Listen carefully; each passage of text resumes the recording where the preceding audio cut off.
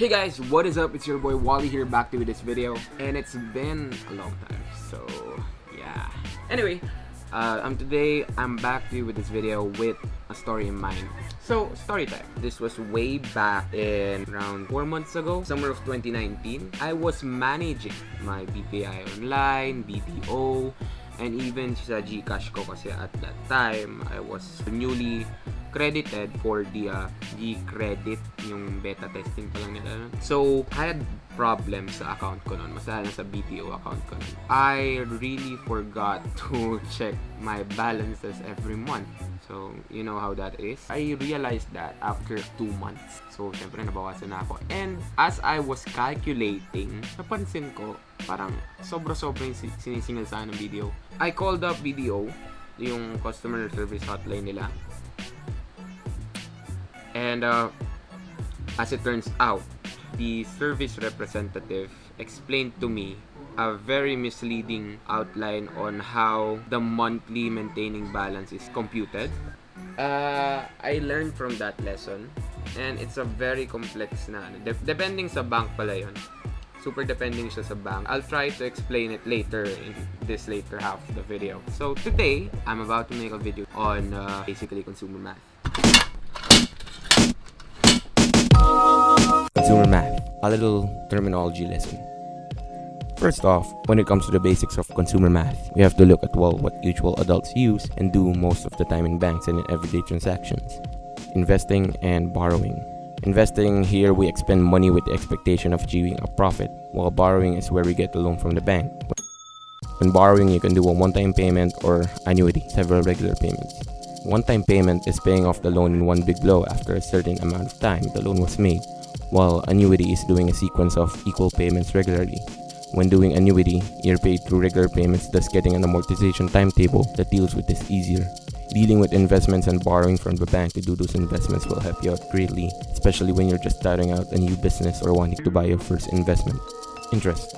Interest is the term you usually hear or see in malls when you're trying to pay off something you buy through a credit card. Usually the common type of interest experienced in our daily shopping experiences is simple interest.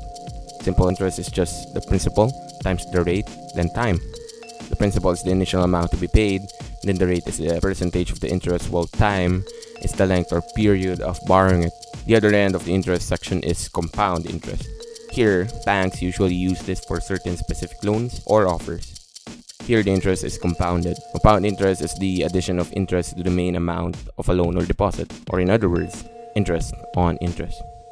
Moving on to maturity value, is just the principal and interest earned added together. Usually, you just use this with certain bank offers such as bonds, mutual funds, and timely based investments. Some terms come into play when coordinating with the bank regarding these investments, such as the frequency of conversion, which is monthly, every month, quarterly, every 3 months, semi-annually every 6 months, and annually every 12 months or every year. Savings account. Now, the basic means of having a bank account is this, the savings account.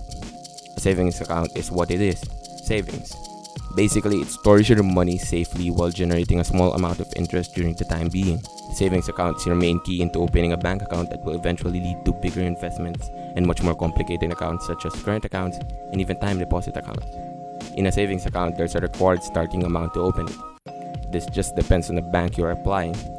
The main key points to remember in having a savings account is maintaining a certain balance monthly to ensure that the bank can keep your account open, or else they'll charge you for not maintaining enough money with them.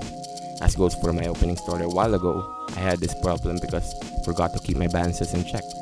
And with the bank BDO, it was computed as an average of every month, each day divided by 30. Having a savings account will not only store your money, but it makes you go cashless whenever you want to go shop, dine, or book something using a debit card. It's easy and hassle-free without you ever bringing real money everywhere you go. Opening this type of account is as easy as just going to the preferred bank of your choice, then bringing along a valid ID with a minimum initial deposit. Time deposit account.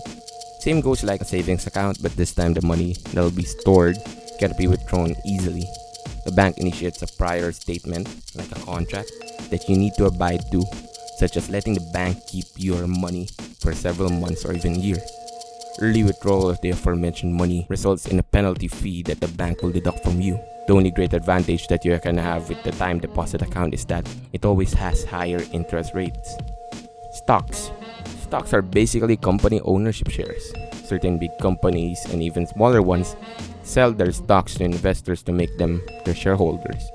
Shareholders receive dividend on their share whenever the company profits or surpluses. There are two types of stocks, common stock and preferred stock. Their difference are just priorities.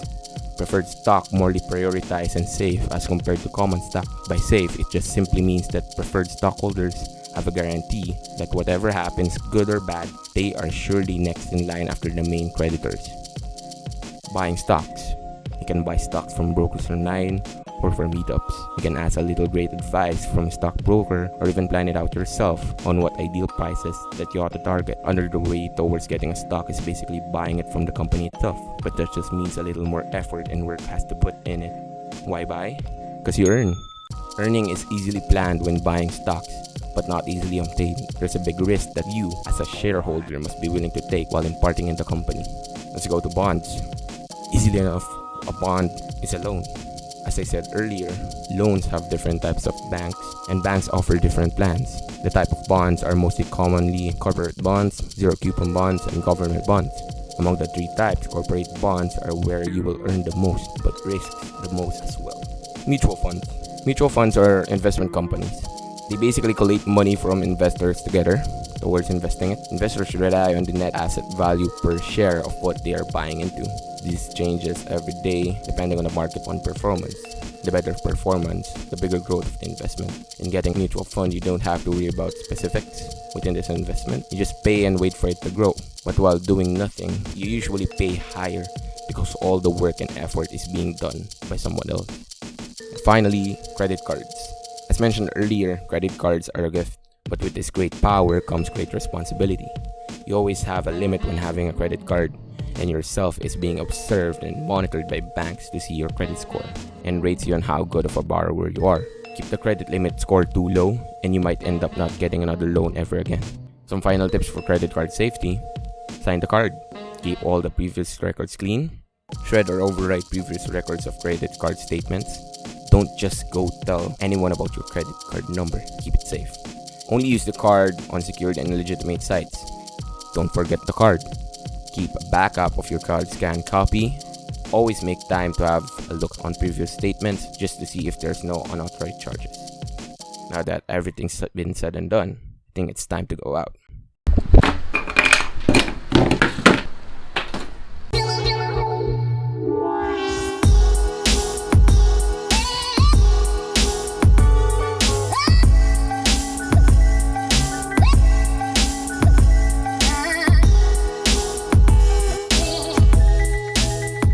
So we're now here at Ayala Avenue, home for the Central Business District of Makati City. Dalawang Central Business Districts natin, here in Ayala Avenue and the other one mostly in BGC or Taguig area. Dito sa Ayala, makita natin ang isa sa mga sikat na mga buildings towards business, banking, investment trade funds and all of that is si RCBC and si Philippine Stock Exchange.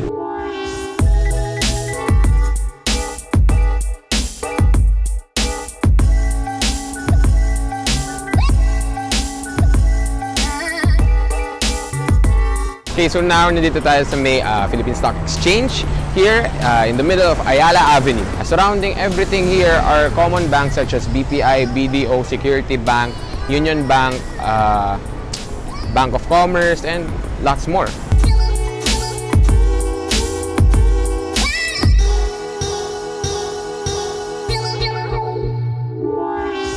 Okay, taking a break here. Philippine Stock Exchange is basically composed of a lot of companies here in Ayala itself. And as I said earlier, with the banks here, I think Makati was a very good starting point for a lot of investors to basically make their mark here. Because if they didn't do it here, I don't think Makati would be as hindi siya ganun kakilala tulad nung pagkakakilala sa kanya.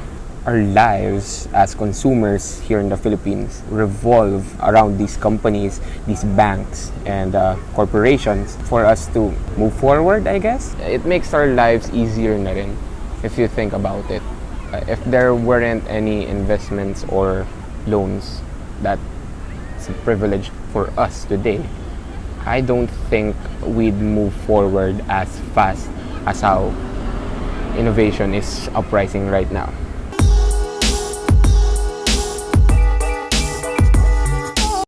Deposits and investments. Basically, kahit sinong consumer naman marunong ngayon mag-deposit. Masaya pag yung adult ka.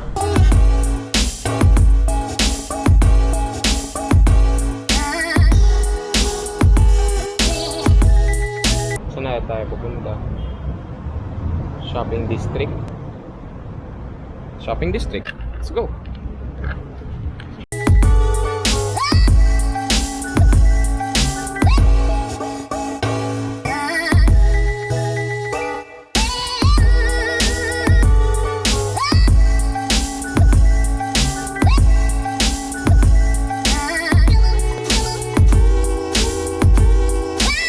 Okay, so now we're at the shopping district of Makati, and we're gonna try out some debit credit systems.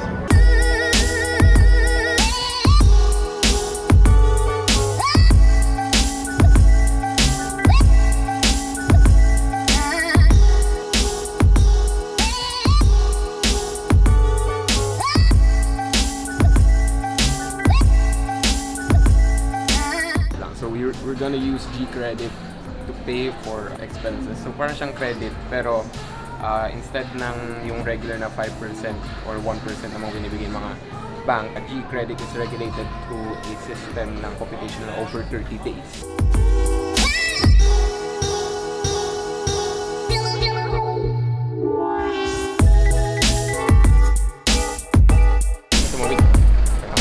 Okay guys, so thanks for watching sa medyo out of context na pamili namin sa shopping district ng Makati. Pero yun, bago na ang Gorilla Pad, and got ourselves a new shirt with the use of consumer mathematics with mathematics in the modern world.